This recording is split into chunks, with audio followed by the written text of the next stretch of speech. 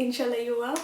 I haven't been very well and I was meant to upload an Ramadan prep crafty kind of video today, but because I've been unwell I haven't been able to record the footages I wanted, so inshallah I'll be doing that for Saturday. So instead I've decided to do my birthing and labour story. Inshallah it won't take too long because Camille's asleep upstairs. So on the 10th of November me and Ali went on a date night. That was like our final date night before Camille was born, and so we got home quite late and we were just chilling, getting ready for bed, and then around 1 AM I felt like a tug and I felt like I wet myself. So I went to the bathroom and like the pink mucus plug had come out and I trickled into the toilet bowl, alhamdulillah, because that was one of my biggest fears, like gushing like somewhere public, like during the day, like in Asda for example. That was, oh, like I'd just been constantly making dua that it was somewhere discreet. So then I told Ali, he jumped up and he was just like, oh my god, let's go tell mum. He kept going on about it and I was like, no, we've got ages, let's just take it easy. And then that's when I started like properly packing my hospital bag. Yeah, don't do that.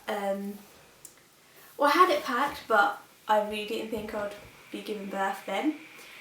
So then I felt like the pain was already was really unbearable. It's like period pain cramps, just like 10 times stronger. So then I suddenly thought, hold on, I haven't really felt Camille move that much that day. So we called up the triage and they were just like, oh, come in, we'll monitor you. So we went in for 2 AM and so they monitored me, they examined me, they said I was just 2 centimetres dilated, and they were like, you've got a long way to go, we'll keep you in for 4 hours to monitor you because you haven't got the baby move. We can tell you worry a lot, so we'll just keep you in here just to keep you, like calm. So that happened. So for like those 4 hours I was trying to sleep. I slept through most of the contractions, and every time I had a contraction I'd wake up and Ali would massage my back and I'll go back to sleep. Like, he was so good the entire time. He was literally just there the whole time massaging my back. He was so good. To ease the pain they suggested I get into the bathtub, and so they filled it up with water like really high, and it was so high for me I kept sliding around in the water and Ali had to hold me up. You okay? Ali, it's fine, I'm recording.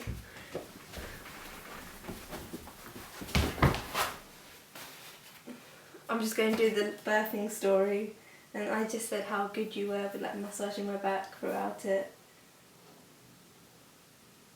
No? So it came to 6 o'clock and they were like, oh, we're just going to examine you. We have to discharge you now because you've got ages, you're going to have to come back during the day and all this sort of stuff. And I was like, oh, okay, cool.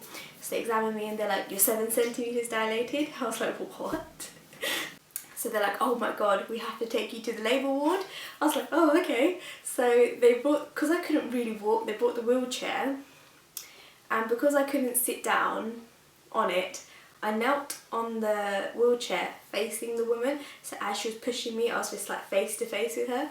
I must have looked ridiculous. We got into the labour suite, so they started filling up the water pool because that was in my birthing plan, but because we hadn't anticipated to give birth then, I didn't get my latest blood test results back to see if I was still anemic, because if you're anemic you can't have a water birth. So then they suggested that I sit in the birthing pool until I'm ready to deliver and they'll take me out. So we did that, and that's when I got the gas and air. Oh my word, was the gas and air amazing. It was surreal, it was so good.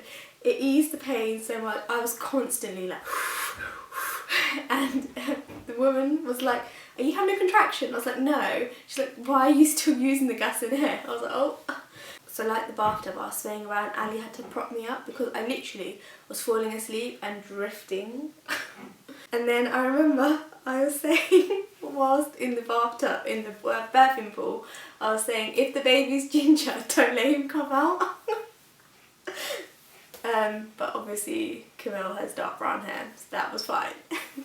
Nothing wrong with ginger, obviously. The midwife, who actually knew Ali, was saying how she's really upset that she can't be here to deliver the baby because we've got another, I think she said 4 hours to go or something.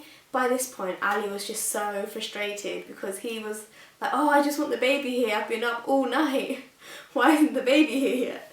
So then she examined me. She didn't, because in my birthing plan, I wrote I don't want to be examined a lot, just as and when it needs to be. So they weren't able to like tell me like every so often how many centimetres dilated I was.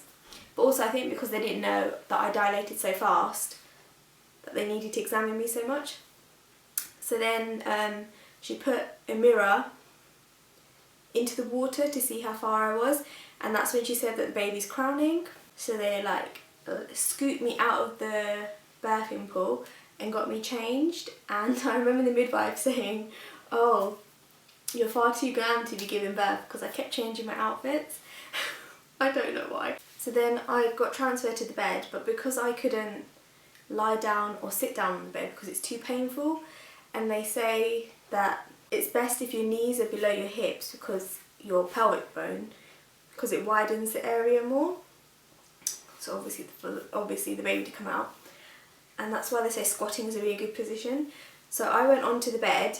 I actually got an illustration because I don't know how to describe it to you. I went into like that position, like, so I was leaning against the bed frame and Camille came out that way.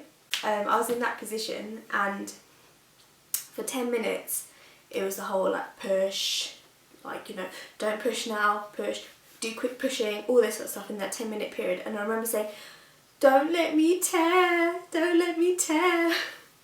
And they were like, oh, if you listen to us you won't tear. But Camille had to come out like Superman, and he internally grazed me, but alhamdulillah I didn't tear. So he came out at 7:55 AM and they classed it as 2-hour labour, and then I had to be stitched up internally, which was excruciating. Like, I remember this so vividly because once you've given birth your adrenaline shoots up, like you're so alert, and I remember just being on the gas and air, I zoned everything out because it was just so painful. But actually before she stitched me up, I had to deliver the placenta. Like, you think after all that pushing, you like, you know, the job's done, but you've got like a second delivery to do. So that came out quite quickly. We had our baby boy. So I did skin to skin with him straight away. It was quite funny because when they were weighing him, he wouldn't let go of the scales. Like, it took them a lot of strength to get him off, like he was just clinging on to it. He was like this, so we nicknamed him Simba. And he did it for ages. Anytime he moved a little bit, he was like this, Simba. So that was cute, but that's why we also called him Superman, because he came out hand first. Alhamdulillah, I had a really easy and straightforward labour and birthing like experience. The hospital I was with, I built a really good relationship with them, which I think is so important. It doesn't matter if you don't get your midwife that you've had your entire pregnancy journey, because I didn't, but if you, like, they're there to help you and like to make you comfortable, and if you just get on with them, it's absolutely fine. Like, you know, they've had miserable people, they've had like happy, you know, they've had it all. And I was very blessed to have like good midwives that were really nice, because I know that you can get a midwife that could be off with you, and that's your whole experience going down the drain, because you need to build that really good relationship with them. The midwives at the hospital had a vague idea of who I was and stuff, because I think I had a talk twice just because I was so nervous about giving birth. And like, my midwives, I had two during my duration of pregnancy, they were, every time I met up with them, they were told how nervous I am about like delivering and all this sort of stuff. And they did put it into perspective. They were saying how it doesn't matter how you deliver the baby, because the labour and the birthing is such a short period of time in your journey, that as long as the baby and the mother are healthy, it doesn't matter how the baby's delivered, whether it's C-section, forceps, natural, whatever. as long as you're healthy, the birthing and labour is something that you shouldn't dwell on. If you are worried about your birthing and labour, it's absolutely natural, especially for your first time. But just try and build a good relationship with your midwives. Get to know the environment that you are going to be delivering in, and don't stress about it too much. They're there to help you. They don't want to see you in pain. They see it all the time. Just, you know, take deep breaths, listen to their advice because they actually know best. Take all the drugs that you can if you need to. It's not a race it's not a competition to see who can go through labour the quickest, go without any medication, pain-free, all that. It's not about that. It's about making sure you have a healthy baby. Alhamdulillah, mine was very short, and that was because I had a really good healthy diet and I was exercising frequently. Alhamdulillah, I didn't get preeclampsia, I didn't get diabetes.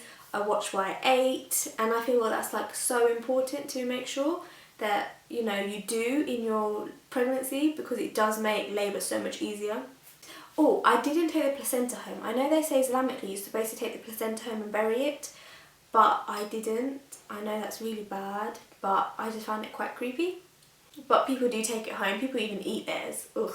I'm not sure why. I've got it in my book. I'll find out and I'll write it here. But let me just say, if you are going for pregnancy first time, there is an amazing book that you have to read, which was recommended to me by a friend. I've got it here, hold on. Which is Heaven Under Your Feet, Pregnancy for Muslim Women, and it's by Hasan bint Salim.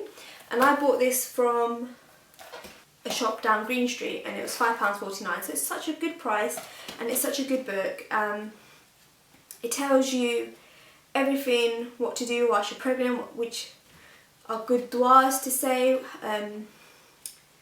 like what to say when you thank Allah, what you shouldn't do. Like, for example, I didn't know that you shouldn't show your scan photos to non-mahrams, because it makes sense. It's your stomach, which you don't show anyway, it's your aura.